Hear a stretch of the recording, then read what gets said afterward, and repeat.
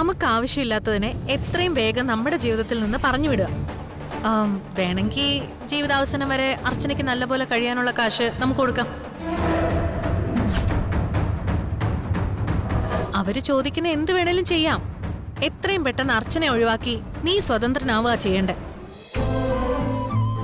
ഏട്ടത്തി പറഞ്ഞതൊക്കെ ശരിയാ. ആവശ്യമില്ലാത്തവരെ ജീവിതത്തിൽ നിന്ന് ഒഴിവാക്കുക തന്നെ വേണം. പക്ഷേ ഇപ്പൊ സച്ചിയുടെ ജീവിതത്തിൽ അങ്ങനെ ആവശ്യമില്ലാത്ത ഒരാളല്ല അർച്ചന.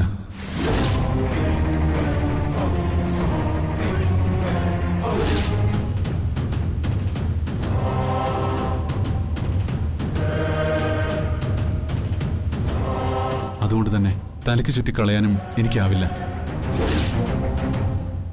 ഏട്ടത്തി ഇതൊക്കെ എന്നോട് 1 മാസം മുമ്പാണ് പറഞ്ഞിരുന്നെങ്കിൽ ഏട്ടത്തി പറഞ്ഞ പോലെ തന്നെ എല്ലാം നടക്കുമായിരുന്നു.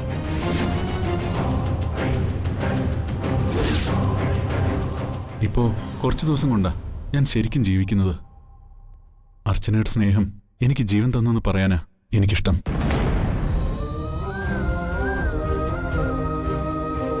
ആ സ്നേഹത്തിന് പകരം നമ്മൾ എന്ത് ജീവനാംശം കൊടുത്താലും മതിയാവില്ല ഏട്ടത്തി. എനിക്കറിയാം എന്നെ നല്ലതിനോർത്ത ഏട്ടത്തി പറഞ്ഞതെന്ന്. ഒരു സമയത്ത് ഞങ്ങൾ വേർപിരിയാൻ തീരുമാനിച്ചിരുന്നു. അത് എന്റെ മാത്രം തീരുമാനമായിരുന്നു.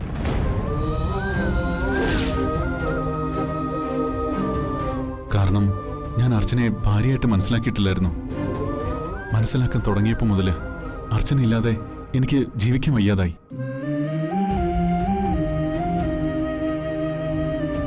എനിക്ക് സങ്കടമുണ്ട് എന്റെ ജീവിതത്തിന്റെ 6 മാസം ഞാൻ നഷ്ടപ്പെടുത്തിയതോർത്ത്. മുന്നേ ഞാൻ അവൾക്ക് വേണ്ട പരിഗണന കൊടുക്കണമായിരുന്നു.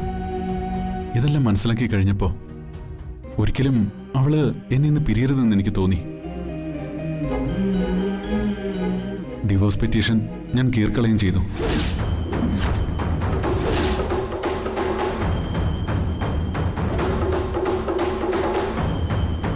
എന്റെ ഇഷ്ടത്തിന് താനും കൂട്ടു നിൽക്കുന്നല്ലേ പറഞ്ഞത്. എന്നാൽ എന്റെ ഇഷ്ടം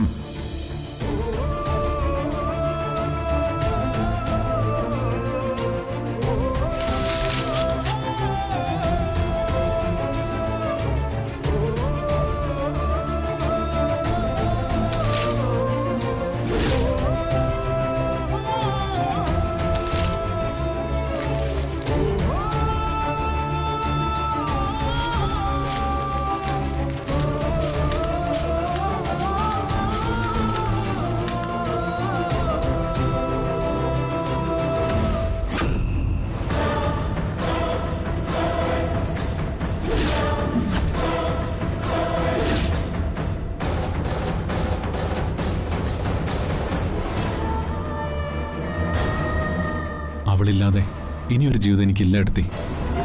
പിന്നെ ഏട്ടത്തിയോട് എനിക്ക് നന്ദിയുണ്ട്. ആഗ്രഹിച്ചും പരിശ്രമിച്ചും അർച്ചന എനിക്ക് തന്നതിന്.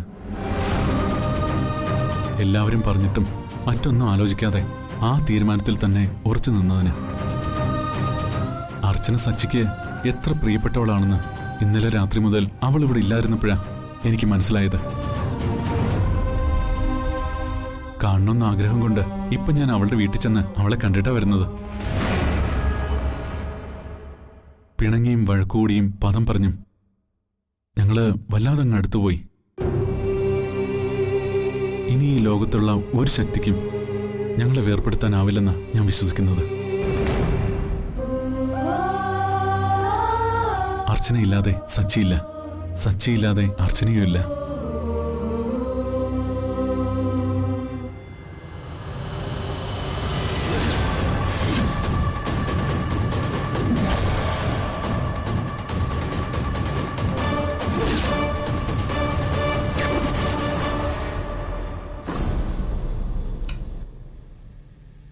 ഇന്നെന്താ സാമ്പാറാന്നോ? കണ്ടിട്ട് എന്താ തോന്നുന്നേ? ഓ അതെങ്കിലും ഉണ്ടല്ലോ. ആ എഴുന്നേറ്റോ? വല്ലാണ്ട് ഉറങ്ങിപ്പോയമ്മേ. അമ്മയ്ക്ക് എന്നെ വിളിക്കാറുന്നില്ലേ? ഇല്ലെങ്കിൽ മാഷിനൊന്ന് വിളിക്കാറുന്നില്ലേ? കണ്ണടയും വെച്ച് കട്ടൻ ചായയും കുടിച്ചോണ്ട് നിൽക്കുക. അല്ല, സച്ചി വന്ന് വിളിച്ചായിരുന്നല്ലോ നിന്നെ. എന്നിട്ട് നീ വീണ്ടും കിടന്നുറങ്ങിയല്ലേ? സച്ചിയേട്ടൻ വന്ന് എന്നെ വിളിച്ചുണർത്തിന്നോ? എപ്പോ? ആ അത് കൊള്ളാം. എടി രാവിലെ സച്ചിമോൻ വന്ന് നിന്നെ വിളിച്ചില്ലായിരുന്നോ? അച്ചുമോൾ ഉറങ്ങുന്നതുകൊണ്ട് വിളിച്ച് ബുദ്ധിമുട്ടിച്ചില്ലെന്നാ സച്ചിമോൻ എന്നോട് പറഞ്ഞത്. അല്ലേ കമലേ? ഈശ്വരാ, അപ്പൊ സച്ചേട്ട് ശരിക്കും വന്നായിരുന്നോ? ഞാൻ കരുതിയത് സ്വപ്നമാണെന്നാ.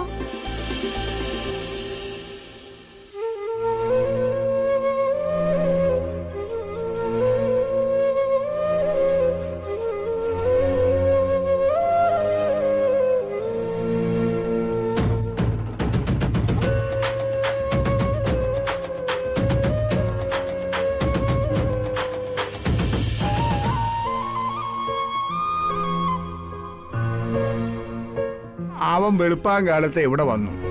ജോഗിങ്ങിന് വന്നപ്പോ കേറിയതാണെന്നൊരു കള്ളവും പറഞ്ഞു.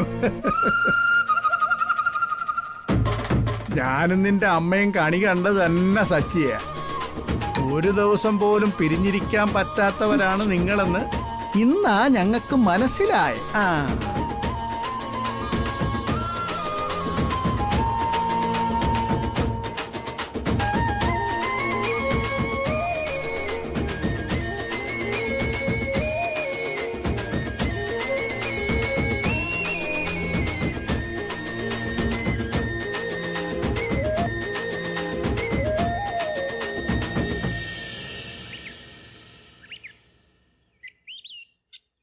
Hello madam, good morning. Good morning. സച്ചേട്ടൻ ഓഫീസിൽ പോകാൻ ഇറങ്ങിയോ? ഇല്ല, ഇറങ്ങുന്നേ ഉള്ളൂ. എന്താ അർച്ചന? ഒന്നുമില്ല. രാവിലെ ഒരാള് എന്റെ മുറിയുടെ വാതിൽക്കൽ വരെ വന്നിട്ട് എന്നെ വിളിക്കാതെ പോയിന്ന് അറിഞ്ഞു.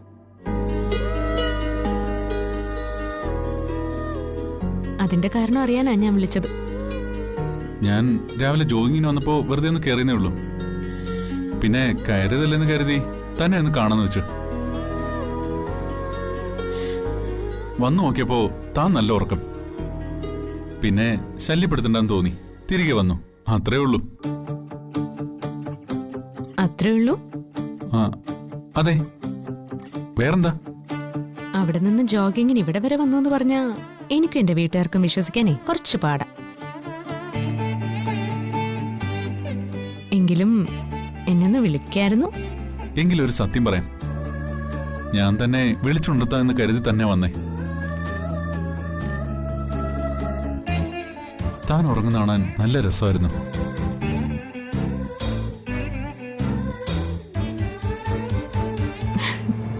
ആ രസത്തെ ഞാനായിട്ട് നശിപ്പിക്കേണ്ടെന്ന് കരുതി. കുറെ നാളായിട്ട് ഒരു മുറിയിലല്ലേ നമ്മൾ താമസം. അപ്പൊ കണ്ടിട്ടില്ലേ സച്ചേട്ടൻ ഞാൻ ഉറങ്ങുന്നത്? എന്തോ ഞാൻ ശ്രദ്ധിച്ചില്ലായിരിക്കാം. എന്നെ കണ്ടു, പക്ഷേ എനിക്ക് കാണാൻ പറ്റിയില്ല.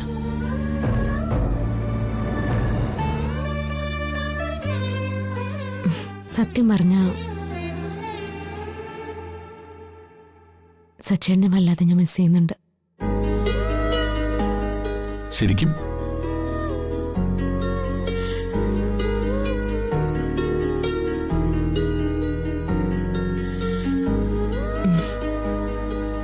ശരിക്കും.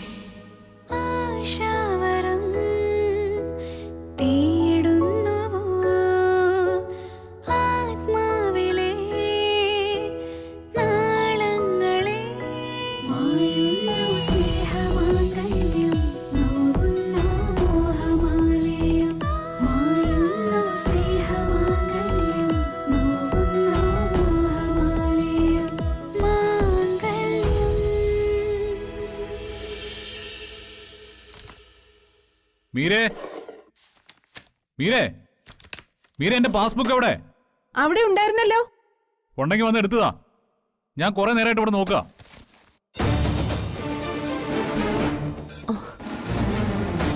ഞാനെല്ലാം കൂടെ ഒരു കവറിലാക്കി വെച്ചിട്ടുണ്ട്. ആ, ഇങ്ങ് എടുത്തുണ്ടോ.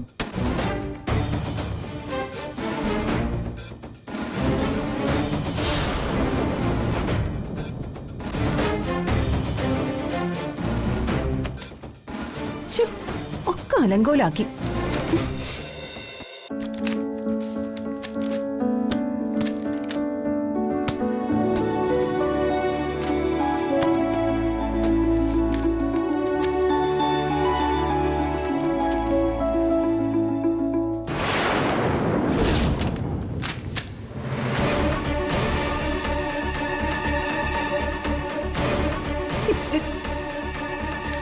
അനുവിട്ട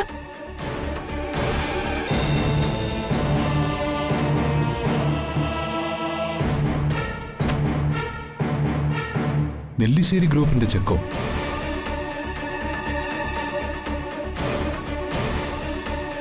അതും 1 ലക്ഷം രൂപയുടെ. ഇതെവിടുന്നാ നിനക്ക്? ഞാൻ ചോദിച്ചു കേട്ടില്ലേ, ഇത് എവിടുന്നാന്ന്? അതെനിക്ക് നെല്ലിശ്ശേരിയിലെ ഒരാള് തന്നത്. അതെനിക്ക് മനസ്സിലായി. അത് ആരാന്നാ ഞാൻ ചോദിച്ചത്. നിനക്ക് ഇത്രയും പൈസ തരാൻ മാത്രം അവിടെ ആരാ നിനക്കുള്ളത്? അത് വാ തുറന്ന് പറയടി. അവന്തിക തന്നതാ. നമ്മുടെ കഷ്ടപ്പാട് കണ്ടപ്പോ ഇങ്ങോട്ട് സഹായിച്ചതാ, അല്ലാതെ ഞാൻ ചോദിച്ചിട്ടൊന്നും അല്ല. കഷ്ടപ്പാടോ? എന്ത് കഷ്ടപ്പാട്? നിനക്ക് ഇവിടെ എന്തെങ്കിലും ഒരു കുറവ് വരുത്തിട്ടുണ്ടോ ഞാൻ? 3 നേരം ആഹാരം മാത്രം കഴിച്ച എല്ലാ പ്രശ്നങ്ങളും തീരുവോ? പലിശക്കാരൻ എപ്പോ ഇനി കേറി വരുമെന്ന് അറിയില്ല. ആവണി മോക്ക് സ്കൂളിൽ ഫീസ് കുടിശ്ശികയാ, ലോണുകൾ വേറെ. ഇതൊക്കെ എങ്ങനെ തീർക്കുന്ന? ലോൺ എടുത്തത് ഞാനല്ലേ, മോളെ പഠിപ്പിക്കുന്നത് ഞാൻ. ഇത്രയും നാൾ അവധിക തന്നിട്ടാണോ നമ്മൾ ജീവിച്ചത്? ഞാൻ ഉണ്ടാക്കുന്ന പ്രാരാബ്ദങ്ങൾ തീർക്കലല്ല നിന്റെ ജോലി. പിന്നെ എന്താ എന്റെ ജോലി? പൈസ കൊടുക്കാനുള്ളവർ വിളിക്കുമ്പോ അവധി പറയുന്നതോ, അതോ അനുപേട്ടം വിഷമിക്കുമ്പോ ആശ്വസിപ്പിക്കുന്നതോ? നീ ഒന്നും ചെയ്യണ്ട. ഞാനായിട്ട് ഉണ്ടാക്കിയതൊക്കെ ഞാനായിട്ട് തന്നെ തീർത്തോളാം. അതിന് എന്റെ ഭാര്യ ആരുടെ മുമ്പിൽ പോയി കൈ നീട്ടുന്നത് എനിക്ക് ഇഷ്ടമല്ല. ഭാര്യ ആരുടെ മുന്നിലും പോയി കൈ നീട്ടുന്നത് ഇഷ്ടമല്ലെങ്കിലേ ഭർത്താവ് അതനുസരിച്ച് ജീവിക്കുന്ന ആളാവണം. ഇത് അതിനൊട്ട് സാധിക്കയില്ല. ബാക്കിയുള്ളവർ എങ്ങനെയെങ്കിലും വാങ്ങിച്ചുകൊണ്ട് വരുമ്പോ അതിനെ കുറ്റം പറയുകയും ചെയ്യും. ഞാൻ എന്തായാലും ഇത് തിരിച്ചു കൊടുക്കാനൊന്നും പോകുന്നില്ല. ഈശ്വരനായിട്ട് അവന്തിയെ കൊണ്ട് ഇത് തോന്നിപ്പിച്ചതാ. അല്ല, ദാരിദ്ര്യം പറഞ്ഞും കരഞ്ഞു കാണിച്ചും നീ വാങ്ങിച്ചെടുത്തതാ. ഇത് നീയായിട്ട് കൊണ്ട് കൊടുക്കുന്നോ അതോ ഞാൻ കൊണ്ട് കൊടുക്കണോ? അനുപേട്ടൻ ഇപ്പൊ എന്താ? ഇത് അവരെനിക്ക് തന്നതല്ലേ. അങ്ങനെ നിനക്ക് മാത്രമായിട്ട് തരണമെങ്കിൽ നീ അവർക്ക് എന്തെങ്കിലും ഉപകാരം ചെയ്തു കൊടുത്തിട്ടുണ്ടോ? ഇനി അങ്ങനെ വല്ലതുണ്ടോ? അങ്ങനെ അല്ലെങ്കിൽ നീ ആരുടെ മുമ്പിൽ പോയി കൈ നീട്ടേണ്ട കാര്യമില്ല. അതെനിക്ക് ഇഷ്ടമല്ല. ഭർത്താവ് ശരിയല്ലെങ്കിൽ ഭാര്യ മറ്റുള്ളവരുടെ മുന്നിൽ കൈ നീട്ടേണ്ടി വരും.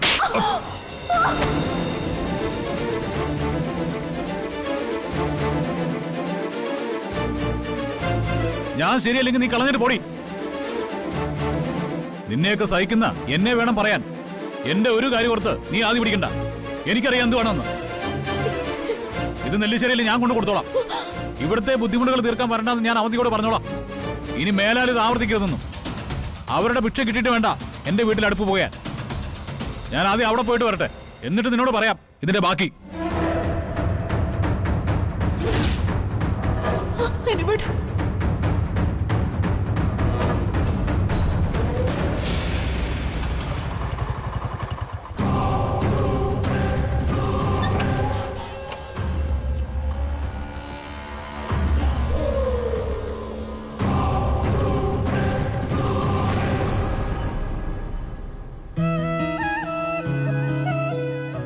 ആഹാ, ഞാനിത് എന്താ കാണുന്നേ?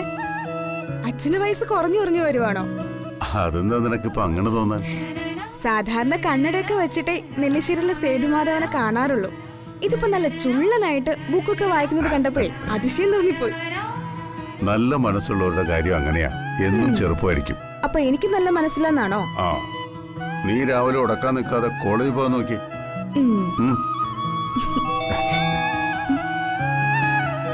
ആരാ നോക്കിയ മോളെ?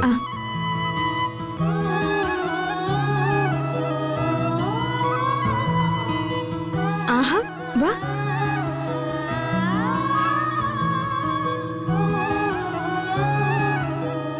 ആരാ മോളെ വന്നത്? ആഹാ, അനൂപോ? വാ വാ.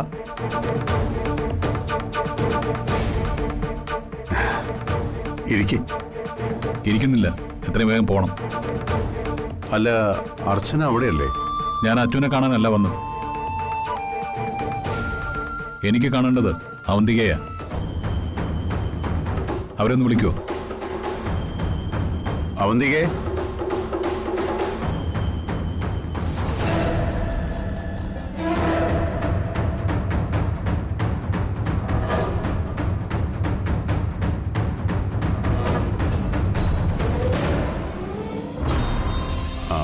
അനൂപ് നിന്നെ കാണാനാ വന്നതെന്ന്. എന്താ അനൂപേ?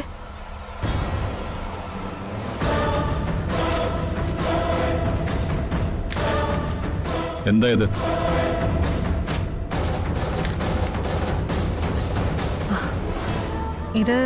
ഇത് ഞാൻ കൊടുത്ത ചെക്കാണല്ലോ. അതെ, അതെന്തിനാണെന്ന് അറിയാനാണ് ഞാൻ വന്നത്.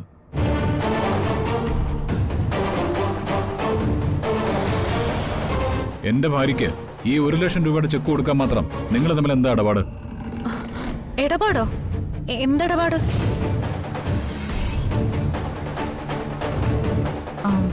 മീരെ വഴി വെച്ച് കണ്ടപ്പോ വിശേഷങ്ങളൊക്കെ ചോദിച്ചു.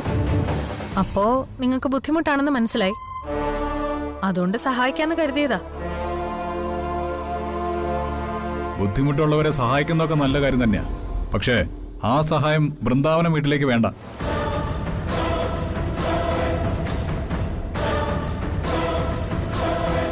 ശരിയാ, ഞങ്ങൾക്ക് കുറച്ച് ബുദ്ധിമുട്ടുണ്ട്. ആ ബുദ്ധിമുട്ട് ഇവിടെ ആരും ഏറ്റെടുക്കണ്ട. അനൂപേ, ഞാൻ വേറൊന്നും ഉദ്ദേശിച്ചല്ല. അത് മനസ്സിലായി അവന്തികെ. നിങ്ങളുടെ നല്ല മനസ്സിനെ ഞാൻ ബഹുമാനിക്കുന്നുമുണ്ട്. ഈ ബാധ്യതകളൊക്കെ ഞാനായിട്ട് തന്നെ എൻ്റെ കുടുംബത്തിന് വേണ്ടി ഉണ്ടാക്കിയതാ. അത് ഞാനായിട്ട് തന്നെ തീർത്തോളാം. ഇതുപോലുള്ള സഹായങ്ങൾ ചെയ്ത് ഇനിയും ഞങ്ങളുടെ മാനാഭിമാനത്തെ വെല്ലുവിളിക്കരുത്.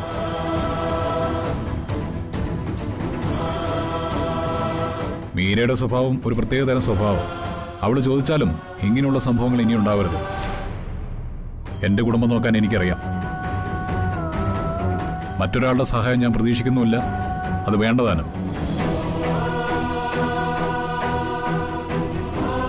ഇപ്പൊ ഞാൻ പോകുന്നു. ഇതുപോലൊരു കാര്യത്തിന് ഇനി ഞാൻ ഇവിടേക്ക് വരേണ്ട സാഹചര്യം ഉണ്ടാക്കരുത്. അത് നമ്മൾ രണ്ടു കൂട്ടർക്ക് വിഷമമുണ്ടാക്കും.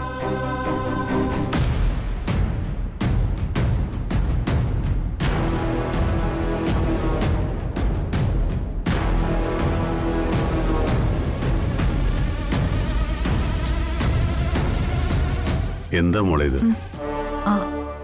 അതച്ചാ, ഞാൻ അർച്ചനയുടെ വീട്ടില് ബുദ്ധിമുട്ടാണെന്ന് അറിഞ്ഞപ്പോ അർച്ചനെ ഓർത്തിട്ട് ചെയ്തതാ.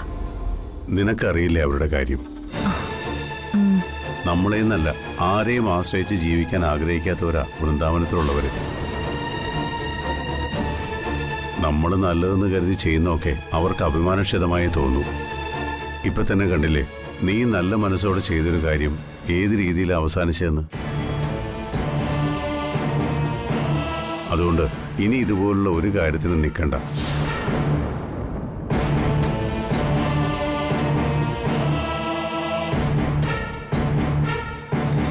ഫോൺ വിളിച്ച് പറയേണ്ട ഒരു കാര്യം അനുപേട്ട ഇവിടെ വന്ന് പറഞ്ഞെങ്കിലേ അത്രയ്ക്ക് വലിയ വിഷമം ഉണ്ടായതുകൊണ്ടാവാം. അവരെ പണം കൊണ്ട് സഹായിക്കുന്നതൊന്നും അവർക്ക് ഇഷ്ടാവില്ല. അവന്തികെടുത്ത് ചെയ്തത് തെറ്റായിപ്പോയി.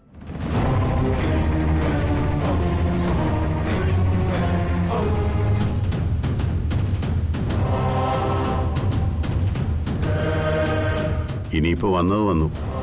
ഇനി ഇങ്ങനെ ഒന്നും സംഭവിക്കാതെ നോക്കിയാൽ മതി. എന്തിനാ നല്ല രീതിയിൽ പോകുന്ന ബന്ധങ്ങളെ മുഷിപ്പിക്കുന്നത്?